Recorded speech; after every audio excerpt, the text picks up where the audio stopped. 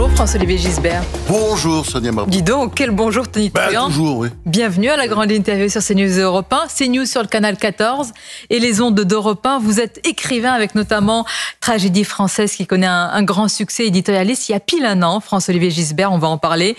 Le président de la République a annoncé dissoudre l'Assemblée avec toutes les conséquences que l'on connaît. Mais tout d'abord, l'actualité cette nuit, c'est cette image, celle du bateau qui tentait de rallier Gaza, avec à son bord notamment l'activiste suédoise Greta Thunberg ou l'eurodéputé Rima Hassan. Le bateau a été arraisonné par l'armée israélienne immédiatement. Quasiment bien au moment où il a été arraisonné, Jean-Luc Mélenchon s'est indigné et a dénoncé une arrestation illégale. Il appelle à des rassemblements partout en France. De quoi cette expédition et sa fin sont-elles le nom ? La gazouisation de la politique française. Ça, c'est clair que depuis le 7 octobre 2023, depuis le pogrom géant, LFI et disons une grande partie de l'extrême gauche française et de la gauche aussi d'ailleurs, a décidé de gazaouiser la politique, c'est-à-dire pour en fait essayer d'attirer vers eux les électeurs islamistes bien sûr, mais aussi musulmans. Mais la prochaine étape, c'est certainement le renvoi de chacun vers son pays. Malgré tout, est-ce que le but n'est pas atteint ? La vidéo ne cesse de tourner. Le compte, je viens de voir à l'instant, de Rima Hassan sur les réseaux sociaux explose. Les appels à manifester en France sont repris. Est-ce que malgré tout, eh bien, le but n'est pas atteint ? Ben oui, je pense qu'il est atteint, bien sûr. En fait, on voit très bien, aujourd'hui, il s'agit de parler de Gaza jour et nuit. C'est peut-être que la campagne présidentielle, la prochaine qui arrive, dans 2 ans, on va parler, enfin, une grande partie de la classe politique va parler de Gaza. Alors qu'il y a d'autres sujets. Je pense par exemple, si on veut parler de génocide, pensez pas qu'il y a, enfin, on peut dire en tout cas, il y a des crimes contre l'humanité en Ukraine, avec ce que fait Poutine. Mais ça, surtout, il faut pas en parler, parce que ces gens-là, en plus, sont tous des poutinolates ou poutinophiles, et surtout, il faut pas parler de ça. Et on parle sans cesse, effectivement, de Gaza dans les écoles, dans les lycées, etc. Mais c'est un, comment dire, je pense que c'est un signe de folie. La politique française devient folle sur cette question. Une partie de la politique française, ça ne fait pas de Gaza un sujet illégitime non plus. Non plus, bien entendu. Il faut en parler. Moi, je ne soutiens pas du tout la politique de Netanyahou. Mais enfin, excusez-moi d'être pour le droit à l'existence d'Israël. Ça me paraît la moindre des choses. Et ces gens-là, vous voyez, quand on parle de génocide, il y a ce mot génocide qui revient à longueur de journée. Mais enfin, bon, pour l'instant, en tout cas, on peut pas dire qu'il y ait une politique d'éradication totale du peuple palestinien de la part d'Israël. Ça n'est pas vrai. Parce que il y a toujours, je suis désolé, des Palestiniens en Cisjordanie, et il y a des Palestiniens, parce qu'il faut l'apprendre aux incultes qui connaissent rien sur la politique d'Israël, mais enfin, il y a des députés arabes, et il y a des Palestiniens aussi qui vivent en Israël, et qui vivent d'ailleurs, qui souvent soutiennent la politique du gouvernement, parce que vous avez vu des vidéos où ils parlent. Bon, et le génocide, je suis désolé, c'est Hamas, regardez. Un des fondateurs du Hamas, Khalil Koka, qu'est-ce qu'il a dit ? Dieu a rassemblé les Juifs en Palestine, non pour leur offrir une patrie, mais pour y creuser leur tombe et débarrasser le monde de leur présence polluante. C'est-à-dire, c'est toujours l'idée que, voilà, quand on entend tous ces imbéciles qui vous disent la Palestine de la mer au Jourdain, ça veut dire quoi ? Eh ben, on va regorger tous les Juifs. Et d'ailleurs, tous ces antisionistes, soi-disant, qui sont des vrais antisémites, qui demandent aux Juifs de partir ou qui font tout pour qu'ils partent, parce qu'aujourd'hui, il fait pas bon d'être juif en France, c'est la réalité. Moi, je suis pas juif. Alors, évidemment, comme on est socialiste, tout le monde, il fait pas bon d'être juif en France. Bah oui, si vous défendez les juifs, vous êtes juif. Bah non, je suis pas juif. Et vous trouvez que le président de la République, qui a parlé de honte au sujet de Gaza, défend suffisamment ? Est-ce que l'État, de manière générale, est assez ferme avec les actes antisémites qui se multiplient ? Non, pour une raison très simple. On a un président girouette. Enfin, il se prend pour le vent, il n'est que la girouette. C'est-à-dire que il va dire une chose, il va dire le contraire, et c'est comme ça toute la journée. Regardez par exemple, il a eu des mots comme ça sur ces violences qui étaient inacceptables après les émeutes. Oui. Non, mais elle est dingue cette phrase. Il dit, il faudra être intraitable. On va, je sais plus quelle était exactement cette phrase. Là, c'est la phrase après les violences du PSU. Oui, c'est ça. L'État se montrera implacable. Implacable. Voilà, c'est le mot. Bon. Et puis après, qu'est-ce qu'il dit hier? Oh non, on parle trop des faits divers. Certains on parle préfèrent trop de... pendant ce temps-là brainwasher, donc laver le cerveau. Brainwasher, mais alors toujours cette façon de parler du l'anglais, du franglais, de mélanger. Mais il est président de la France. Le président de la République, il peut parler anglais quand il est à l'étranger. Mais enfin, il peut pas parler anglais comme ça. Enfin, alors, comme il y a le mélange, il y a le sens et le timing, François-Olivier Gisbert. Donc la phrase c'est brainwasher sur l'invasion du pays et les derniers faits divers. Alors que le président, il est revenu sur sa phrase, mais pas pour s'excuser hier. Un peu pour se justifier.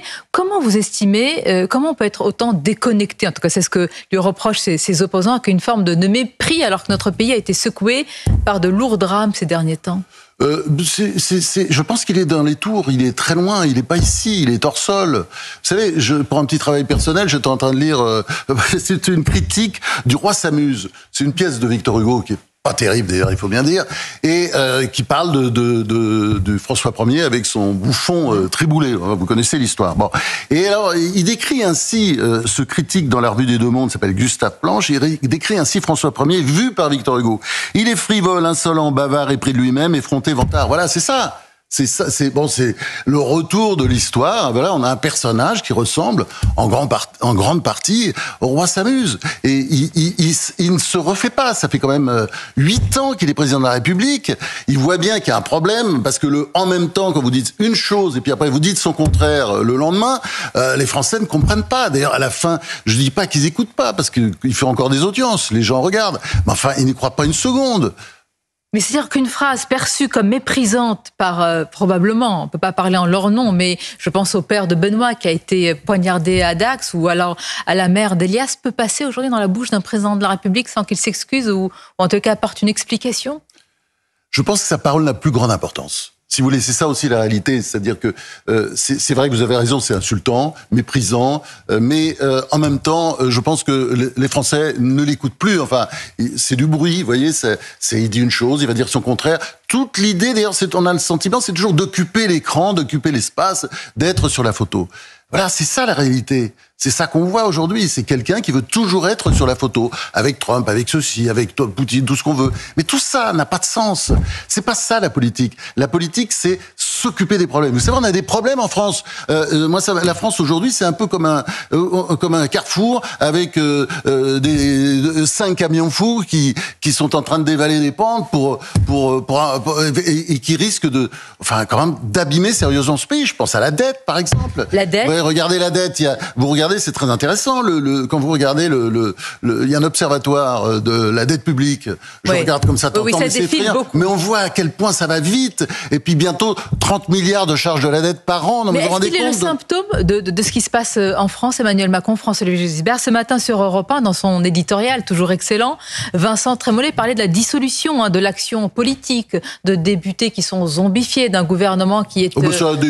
Attendez, les ministres aussi étaient zombifiés. Vous vous souvenez des ministres enfin, on connaît même pas les noms. D'ailleurs, c'est la première fois sous la Ve République qu'on connaît pas les noms des principaux ministres. Parce que c'était des zombies. Ah non, mais c'était des zombies. Ça a un peu changé aujourd'hui. Il y a des personnalités un peu plus fortes. Mais il y a toute une époque où quand même c'était des personnages inexistants à part 2 ou 3. Mais alors qui a le pouvoir en France?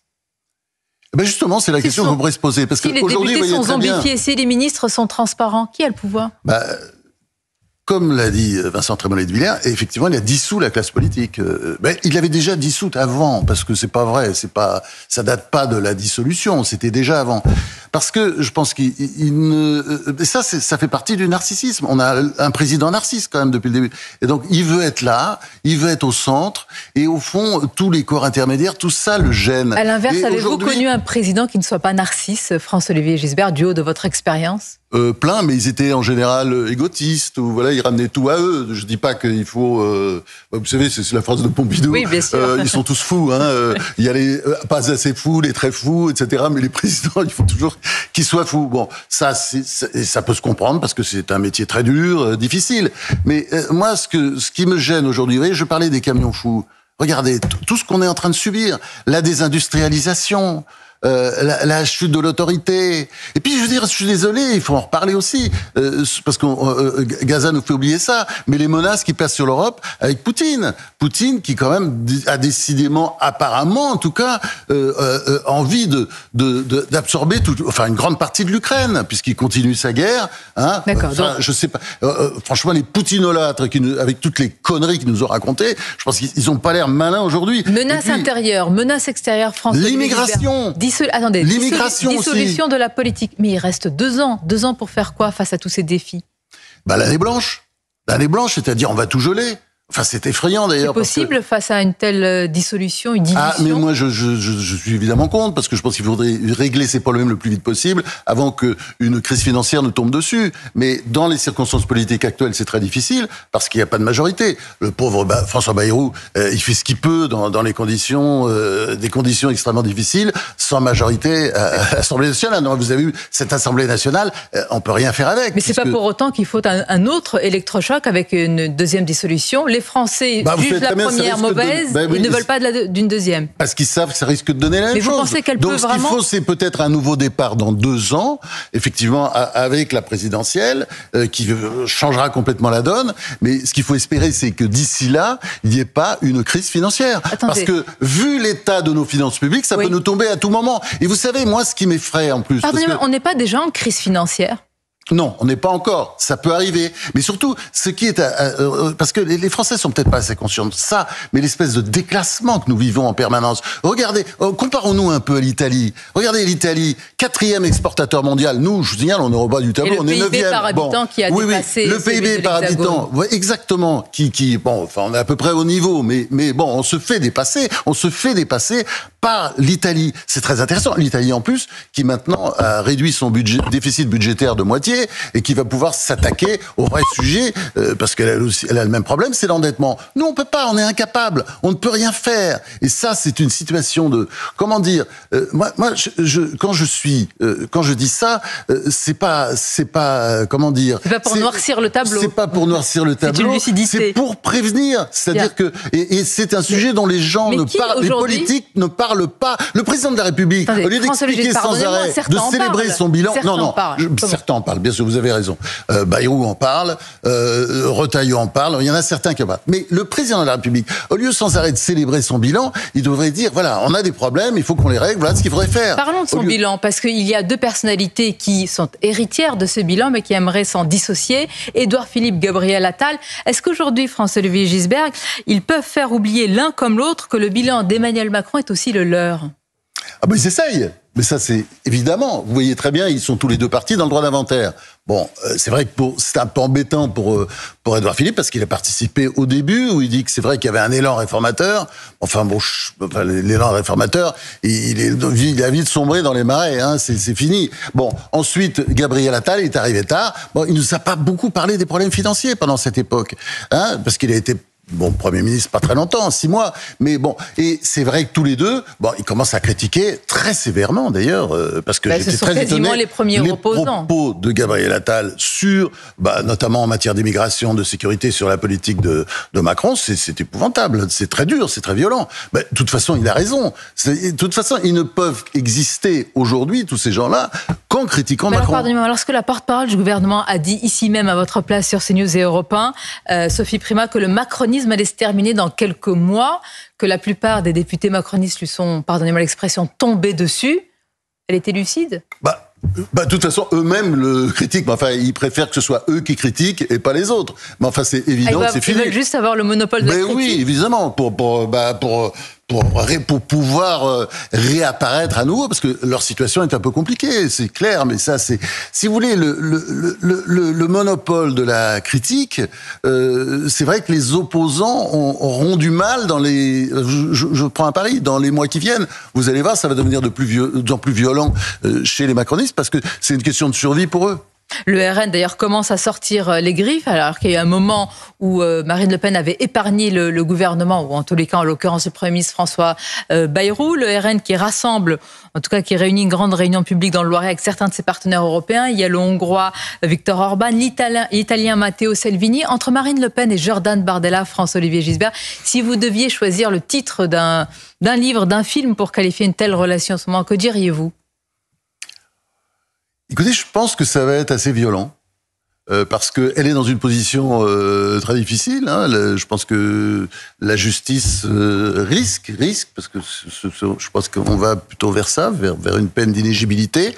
Beaucoup trop lourde, mais ça, c'est le problème de la justice, qui est très partisane en France. C'est clair que si elle avait été LFI, d'ailleurs, l'enquête n'aurait même pas commencé, puisqu'elle n'a même pas commencé en France, visiblement, puisque l'Office antifraude de l'Europe a dit « Non, mais attendez, les gars, là, il y a un problème, là, pourquoi on s'occupe pas de LFI ?» Bon, donc, mais en même temps, je pense que comme il y a une conception un peu bizarre, vous savez, de la politique au Rassemblement National, qui est un peu familiale, disons, et que Jordan Bardella n'est pas de la famille, il y a un problème qui va se poser, c'est clair, et ça ne fait que commencer, à mon avis. Vous pensez, c'est quand même son dauphin choisi, mis sur scène. Ouais, mais sa position va être très dure. Enfin, il est malin, visiblement, habile, il sait faire, mais à un moment donné, je pense que si le coup près tombe, ça risque d'être très compliqué. Pour conclure, François-Olivier Gisbert, pour lui, vous avez connu et commenté beaucoup de fins de règne. Par quoi se caractérise celle d'Emmanuel Macron ? Ah bah écoutez, elle a commencé beaucoup plus tôt que les autres. En général, la fin de règne, c'est plutôt dans la dernière année. Je dirais la fin de règne, ça fait déjà 1 an.